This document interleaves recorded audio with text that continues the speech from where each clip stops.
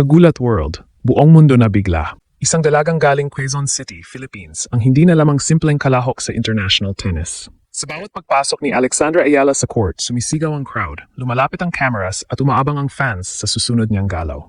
Hindi na ito ordinaryong suporta mula sa mga Pilipino. Mismong WTA ang nagsabing mabilis na naging fan favorite si Alex, na dinudumog ng crowd at nakatatanggap ng napakalakas na suporta tuwing naglalaro. Reuters naman ang naglarawan sa kanya bilang isa sa pinaka-compelling na kuwento sa tennis, habang malalaking crowd ang sumusunod sa kanyang mga laban sa Grand Slams. At lalo pang sumabog ang pangalan ni Alex matapos niyang patalsikin ang defending Wimbledon champion na si Iga Swiatek, 7-6, 6-2 sa center court. Dahil doon, siya ang naging unang Pilipino na umabot sa second week o fourth round ng isang Grand Slam. Hindi lamang panalo ang nakita ng mundo. Nakita rin nila ang tapang, emosyon, authenticity at laban mentality ng isang Filipina. Ngayon, world number 28 na si Alex at kabilang na sa mga pangalang itinatampok para sa Mubadala City DC Open kasama ang mga kilalang bituin ng tour.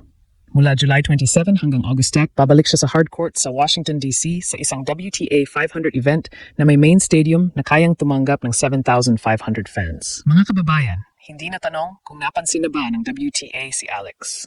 Ang mas malaking tanong ngayon, kaya ba niyang gawing permanenteng Alex show ang bawat tournament na kanyang puntahan? May malaking pagkakaiba ang pagiging mahusay na player at ang pagiging attraction. Maraming magagaling sa WTA Tour. Maraming may malalakas na serve, mabibigat na forehand at mataas na ranking. Pero kakaunti ang may kakayahang dalhin ang buong bansa sa bawat stadium.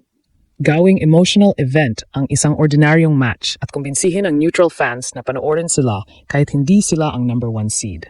Yan ang unti-unting nabubuo kay Alex. Hindi ito basta opinyon lamang ng mga Pinoy fans. At mismong official WTA website ang nagsulat na mabilis nang naging fan favorite si Alex at packing crowds siya tuwing naglalaro. Nangyari yon sa Indian Wells, kung saan umabante siya sa fourth round matapos pangunahan si Coco Gauff, 6-2, 2-0, bago nag-retire ang American star dahil sa injury.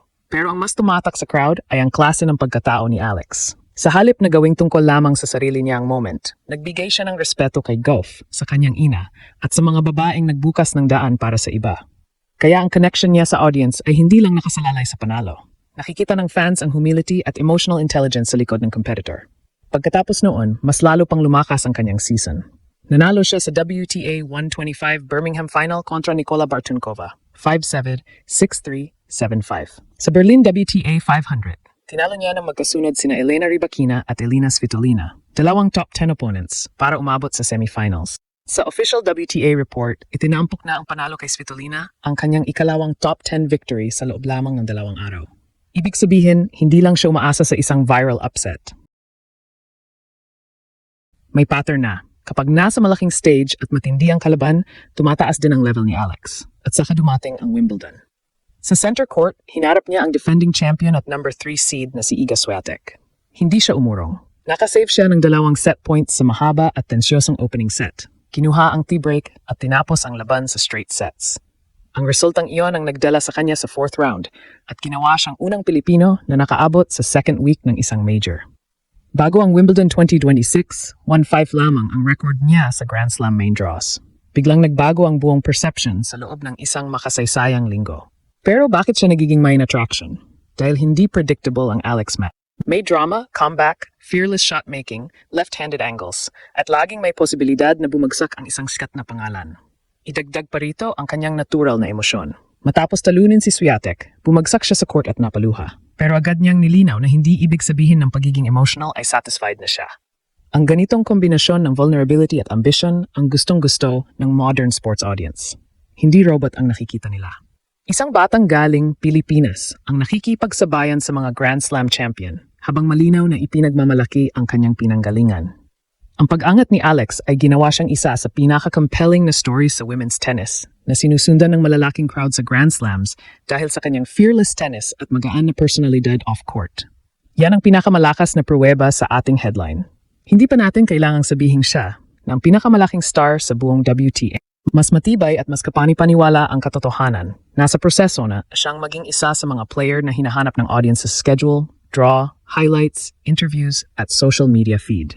Maging ang official Wimbledon social channels ay patuloy na naglabas ng standing ovation video at best of Alex Ayala content pagkatapos ng tournament. Senyales na hindi natapos sa kanyang elimination ang interest ng audience at organizer sa kanyang makasaysayang campaign.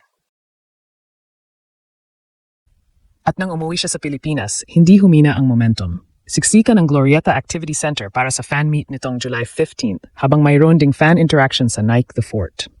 Ang dating batang nangangarap lamang makarating sa tour ay ngayon inuuyan ng crowd, banners, cameras at national celebration. Yan ang bagong realidad. Ang crowd ni Alex ay hindi lang audience. Para silang traveling force na kayang magbigay ng home court atmosphere saan man siya maglaro. Ngayon, ang pinakamahalagang susunod na kabanata ay ang North American Hardcourt Swing. Ang official WTA page ay naglilista kay Alex bilang bahagi ng Mubadala City DC Open Field mula July 27 hanggang August 2. WTA 500 ito sa Washington DC at ang event mismo ay nag-headline kina Svitolina, Kostyuk, Osaka, Ayala at Venus Williams bilang mga pangunahing pangalan sa field. Hindi maliit na bagay ang pagkakasama ni Alex sa ganitong promotional grouping. Ipinapakita nitong hindi na lamang siya inilalagay sa draw bilang rank-and-file participant. Kinikilala na rin ang value niya bilang player na gustong makita ng fans. World number 28 na ngayon si Alex ayon sa official WTA profile, may 30-18 win-loss record sa 2026 at career high din ang number 28. Sa puntong ito, hindi na kailangang umasa sa wildcard narrative o promising youngster label. Seeded player territory na ito. At kapag pinagsama ang ranking, top 10 wins, Birmingham title, Berlin semifinal at Wimbledon 4th round, malinaw na ang kanyang popularity ay may tunay na competitive foundation. Subalit may challenge din. Kapag main attraction ka na, bawat pagkatalo ay mas napapansin, bawat service game ay sinusuri, at bawat tournament ay may expectation. Hindi sapat na viral lamang ang isang Grand Slam run. Kailangang mapanatili ni Alex ang consistency sa first serve percentage, return positioning, rally tolerance at decision-making kapag mabilis ang hard courts. Ang pinakamalaking test ay kung kaya niyang ulitin ang composure na ipinakita niya laban kay Swiatek, lalo na kapag siya naman ang favorite at hindi ang underdog. Technically, malakas ang weapon ni Alex dahil left-hander siya. Nagbibigay ito ng kakaibang serve direction at cross-court forehand pattern laban sa karamihan ng right-handed opponents.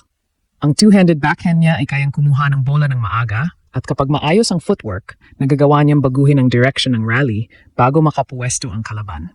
Ngunit sa hardcourt swing, mas mapaparusahan ang short second serve at anumang hesitation sa attacking ball. Hindi kailangang pilitin ang highlight shot sa bawat rally. Mas kailangan ang disciplined aggression. Ang advantage niya ay mayroon na siyang ebidensyang kaya niyang mag-level up laban sa elite. Sa loob ng 2026, nakaabot siya sa Indian Wells 4th round, nanalo ng Birmingham WTA 125 title, nag-semifinal sa Berlin, at gumawa ng Philippine tennis history sa Wimbledon. Mas mahalaga, may identity na siya. Kapag narinig ang Alex Ayala, naisip agad ang Pilipinas, fighting spirit, fearless tennis, at emotional connection sa fans.